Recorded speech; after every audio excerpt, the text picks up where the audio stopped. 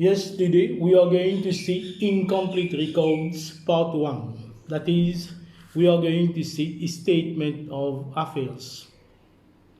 And this topic, we are going to see how to calculate capital at the start, how to calculate capital at end, and how to calculate profit or loss for the year.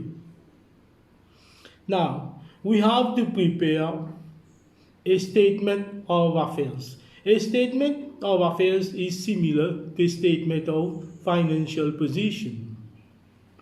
In a statement of financial position, we record assets and liabilities according to specific headings.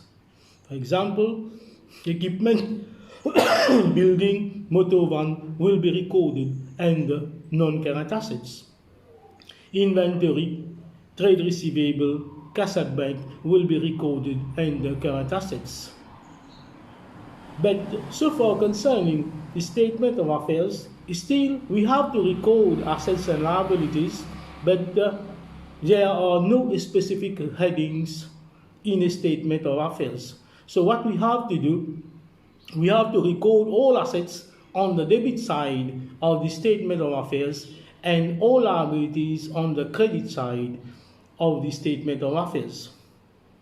So the difference between assets and liabilities will give us capital. So in order to calculate capital at the start, we need to prepare a statement of affairs at the start.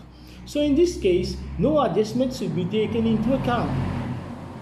We need to take all assets and liabilities which are at the start of the period. Then we record all assets on the debit side and all liabilities on the credit side. The difference will give us capital at the start. So very easy to calculate capital at the start. So we need to distinguish between assets and liabilities which are at the start of the period. And we have to prepare statement of affairs at end. That is to calculate capital at end. So in this case, we need to take into account all adjustments. That is, all items which are found outside the trial balance will have to be taken into account. For example, depreciation of non-current assets, provision for doubtful debts.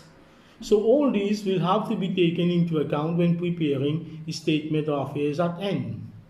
So the same procedure will apply, that is, all assets and liabilities which are at end of the period will be recorded in the statement of affairs. Assets will be recorded on the debit side, so not forget we have to take into account the adjustment. For example, if we have to depreciate motor van by 20%, so we have to calculate the depreciation. If we have to make a provision for doubtful debts, or what we call irrecoverable debts, so in this case we need to calculate the provision and then we less it from trade receivable and we record in the statement of affairs at end. So the difference in the statement of affairs at end will give us capital at end. And then finally, we have to prepare a statement of profit or loss in order to calculate profit or loss for the year. Normally, when we calculate profit or loss for the year, we have to prepare an income statement. But in this case, so far concerning incomplete records, there are so many missing information, so there are no information available for expenses and income, so we cannot prepare income statement to calculate profit or loss for the year. So in this case, we need to prepare a statement of profit or loss. So what we will have in the statement of profit or loss, we will have capital at end, less capital at the start. The difference will give us increase or decrease in capital, less additional capital, add drawings, then we get profit or loss for the year. So what is drawings? Drawings is amount of goods or money taken out from the business for personal use, for family use, for self-use, for private use, for non-business expenditure. All these terms will apply to drawings. Anything that we take out from the business, we call it drawings. And anything that we inject into the business during the year, we call it additional capital, amount of money or goods injected into the business by the trader. This is called additional capital. Additional capital is the opposite of drawings. So what we have to bear in mind that these four items will have to be recorded in a statement of profit or loss. Capital at end, less capital at the start, we get increase or decrease in capital, less additional capital, add drawings, then we get profit or loss for the year.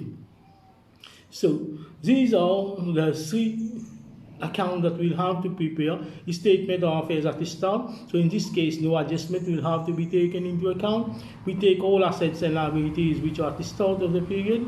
Then the difference will give us capital at the start. And then we have to prepare a statement of affairs at end. So in this case, we need to take into account all adjustment. And then the difference will give us capital at end. And finally, we have to prepare a statement of profit or loss, which will consist of the following information: capital at end, capital at start, additional capital, drawings, and so on. So here we are also for concerning statement of affairs part 1, that is to calculate profit or loss for the year. In the second lesson, we will come to see these that have to prepare statement of affairs at the start, at end, and statement of profit by concrete example. Until then, goodbye. Thank you very much for your attention.